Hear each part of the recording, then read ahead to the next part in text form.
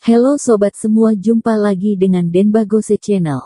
Bagaimana kabar sobat semua? Sebelum kita mulai cerita ini, ayo silakan subscribe, like, komen, share dan nyalakan loncengnya untuk mendapatkan notifikasi terbaru ketika Mimin upload videonya. Bab 882 Medium Legal Property. Thomaskin mengangguk. Terlepas dari kedudukannya, Thomaskin tetap harus meminta penjelasan. Dan ada ciri khas dari Thomaskin sendiri, bahwa dia tidak suka adanya penindasan. Jika pihak lawan terlalu lemah, dia akan menggunakan metode yang lebih lembut. Bagaimanapun juga intinya dia tidak suka adanya penindasan. Jadi Thomaskin sebenarnya berharap lawannya akan lebih kuat, sehingga dia akan lebih tenang saat memulainya. Dalam perjalanan, Thomaskin mendapat kabar dari Hanson Long.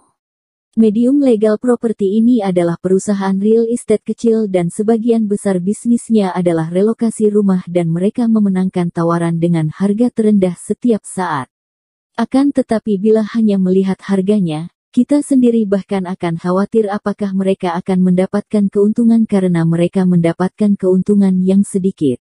Tapi nyatanya medium legal property ini masih bisa mendapatkan keuntungan, meski rumah yang mereka bangun bukan proyek besar, tapi kualitasnya lumayan. Semua material dibuat sesuai dengan standar nasional level terendah. Seluruh rumah hanya bisa dikatakan nyaris lolos ketentuan dan kualitasnya seringkali berada pada nilai minimum. Perusahaan sekecil inilah yang telah melakukan pembongkaran rumah Angelin Wang. Meski Angelin Wang sudah menjadi pembawa acara yang populer sekarang, akan tetapi tidak semudah itu untuk membeli sebuah rumah. Rumah adalah masalah yang sangat penting dalam keluarga. Keluarga Angelin Wang awalnya mengatakan bahwa mereka bersedia atas pembongkaran rumah itu, tetapi setelah kualitas rumah itu terungkap dalam berita, seluruh penduduk desa teratai meminta medium legal property mengembalikan uang. Medium legal property juga sudah memiliki persiapan sejak awal karena mereka tahu bahwa orang-orang ini akan meminta uang, jadi mereka pun memberi uang sebesar 6 juta rupiah per meter persegi. Semua orang merasa tidak puas dengan harga ini. Sudah zaman pada era apa sekarang? Apakah masih ada rumah yang memiliki nilai 6 juta rupiah per meter persegi? Jika mengambil uang ini, maka Angelin Wang dan penduduk desa ianya tidak akan memiliki tempat tinggal dan mereka tidak dapat membeli rumah di pinggiran kota Donghai dengan harga 6 juta rupiah per meter persegi. Kemudian medium legal property memanfaatkan waktu pada malam hari pun langsung datang untuk menghancurkannya. Orang-orang mengepung bulldozer dan pengembang real estate menghancurkan sebuah rumah untuk menunjukkan kehebatannya. Lalu melukai ayah Angelin Wang dan dilaporkan ke polisi. Semua orang pun bubar dengan tidak senang. Hal semacam ini sudah sering terjadi pada hampir setiap tahunnya, jadi sudah tidak heran lagi. Ketika mereka tiba di medium legal property, semua penjaga keamanan di pintu sedang memiringkan kepala mereka yang sedang tidur di siang bolong. Perusahaan ini bukanlah perusahaan real estate yang serius, sehingga para karyawannya memang sudah seperti ini. Thomaskin dan yang lainnya langsung berjalan langsung ke gedung perkantoran dan naik lift ke lantai atas. Begitu tiba di lantai teratas, di depan pintu kantor presiden, terdengar suara seorang wanita yang sedang mendesah dari dalam. Itu pasti sedang melakukan sesuatu yang tidak diketahui di orang lain. Hanson Long dan yang lainnya mengerutkan kening, memandangi Thomaskin dan bertanya, "Tuan Qin, apa yang harus aku lakukan?" Thomaskin berkata dengan dingin, "Tendang pintunya." "Baik." Hanson Long tidak berani berlama-lama karena ada perintah langsung dari Tuan Qin, jadi dia langsung naik dan menendang pintu kantor yang terkunci hingga terbuka. Begitu pintunya ditendang hingga terbuka dan sebuah adegan masuk ke dalam penglihatan mereka. Seorang pria dan seorang wanita sedang duduk di kursi kantor sambil melakukan hal-hal yang tersembunyi. "Siapa? Kalian siapa?" Lego Sun terkejut dan buru-buru merapikan pakaiannya. Wanita itu berjongkok, mengenakan pakaian, dan berdiri di samping dengan wajah memerah. Thomaskin tidak tertarik untuk melihat mereka, pergi ke jendela, mengambil sebatang rokok di ambang jendela, menyalakannya dan berkata, "Kamu Lego Sun bukan?" Lego Sun mengerutkan kening dan mengedipkan mata pada sekretaris wanita itu. Lalu dia segera keluar dengan pakaian yang acak-acakan. Lego Sun mengenakan celana dan bajunya, lalu wajahnya kembali ke ekspresi tenangnya. "Kamu siapa?" Thomas Kin berkata, "Relokasi rumah di Desa Lotus adalah proyekmu, bukan?" Lego Sun tercengang sesaat, lalu dia menyeringai. Dia awalnya masih mengira ada masalah besar, ternyata hanya masalah relokasi rumah. Ada orang yang mencari hal-hal seperti relokasi rumah setiap hari, tapi coba pikirkan, siapa yang bisa menangani relokasi rumah? Mereka semua adalah orang-orang pada tingkatan terendah dalam masyarakat. Memangnya seberapa besar badai yang bisa dilakukan oleh para petani dan pekerja di desa?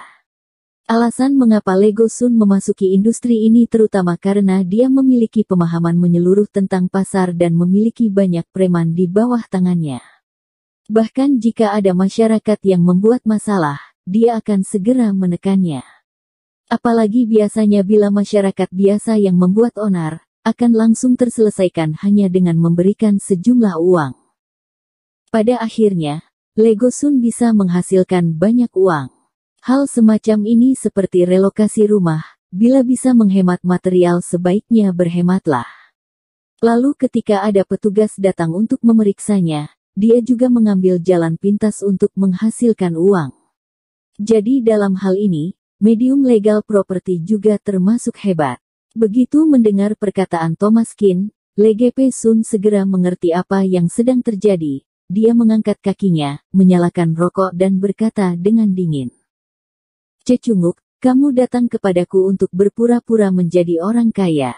Saat aku bekerja di perusahaan real estate, rambutmu bahkan belum tumbuh semuanya. Jika ada yang ingin kamu katakan, katakanlah. Jika tidak, keluarlah."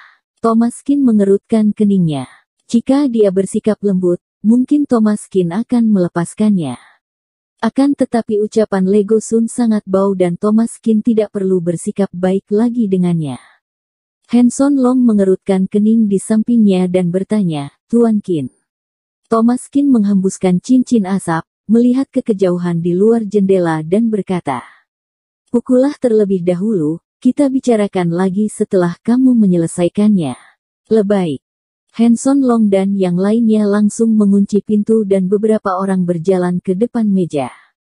Lego Sun terkejut, "Apa yang kamu lakukan? Apa yang kamu lakukan pada siang bolong?" "Keamanan, keamanan." Sayangnya, Lego Sun tidak bisa berkata-kata setelah hanya meneriakkan 2 kalimat. 10 menit kemudian, Lego Sun terbaring di tanah dengan tubuh yang dipenuhi memar, hidung memar dan wajahnya yang membengkak, bahkan dia tidak bisa menggerakkan lengan dan kakinya. Kakinya dicoba untuk digerakkan dan dia merasa tenaganya telah terkuras habis hanya dengan menggerakkan satu jari kaki saja. Thomas Kin berbalik dan kebetulan satu batang rokoknya telah habis. Dia melihat Lego Sun yang menyedihkan itu dengan ekspresi tenang. "Bagaimana? Bisakah kamu membicarakannya sekarang?" Melihat wajah Thomas Kin, Lego Sun gemetar seolah dia telah melihat hantu. Bisa. Katakan saja apa yang ingin Anda katakan." Thomas Kin berkata, "Relokasi rumah di Desa Lotus. Aku mendengar kualitas yang kalian gunakan sangat buruk, sehingga para penduduk desa menolak menerimanya." Lego Sun berkata, "Aku juga sudah berjanji akan memberi uang.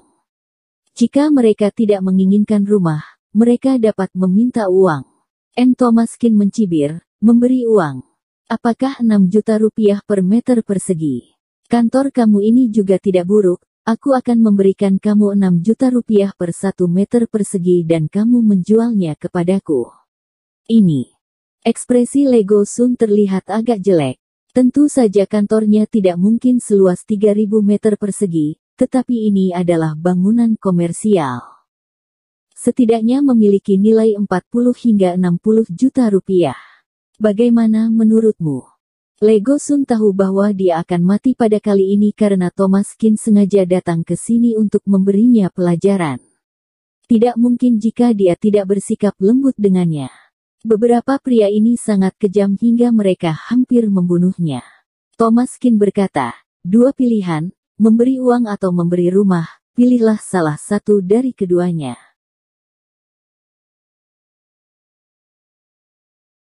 Bersambung. Terima kasih kepada kalian yang telah menonton video ini. Jangan lupa tekan tombol subscribe-nya dan nyalakan notifikasinya untuk mendapatkan video-video seru lainnya dari channel Denbagose.